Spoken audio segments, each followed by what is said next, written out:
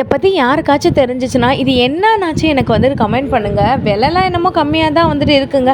ஆனால் இந்த சைடு பார்த்தா ஐஸ்கிரீம் வச்சு சாப்பிட்ற மாதிரி இருக்குது, அந்த சைடு பார்த்தா இப்படி இருக்குது. அதுக்கப்புறம் ஒரு ஹேண்டலும் வேறு கொடுத்துருக்காங்க.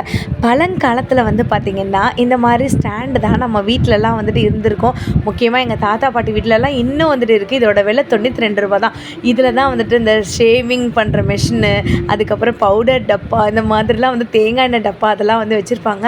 பழைய நினைவுகள் எல்லாமே வந்துருந்துச்சு. இதில் உடன்லேயும் வந்து நிறைய பேர் வீட்டில் இருக்கவங்க இந்த மாதிரி ஐட்டங்களோட லாங் வீடியோ பார்க்கணும்னு நினைக்கிறவங்க பேஜை ஃபாலோ பண்ணிட்டு லிங்க்னு சொல்லுங்கள். இது தாங்க எலி பிடிக்கிறக்கூடிய நவீன மிஷின். இது இல்லாமல் நிறைய பேர் வீடு வந்துட்டு இருக்கவே இருக்காது அப்படின்னு தான் வந்து சொல்லணும். இதோட ப்ரைஸ் வந்து பார்த்திங்கன்னா 92 ருபீஸ் அந்த ரேஞ்சுக்கு தான் வருது. உடன்லேயே இருக்குது பாருங்களேன். அந்த பார்த்திங்களா உங்களுக்கு இந்த மாதிரி வந்துட்டு இரும்பில் வந்துட்டு அந்த மாதிரி நாட்லாம் வந்து போட்டிருக்காங்க. இதை வச்சு தான் வந்து பார்த்திங்கன்னா எலிலாம் வந்துட்டு அந்த காலத்தில் பிடிச்சிட்டு இருந்தாங்க. 84 ருபீஸ்க்கு இந்த மாதிரியான க்யூட் சாப்பர்ஸ் இருக்குது.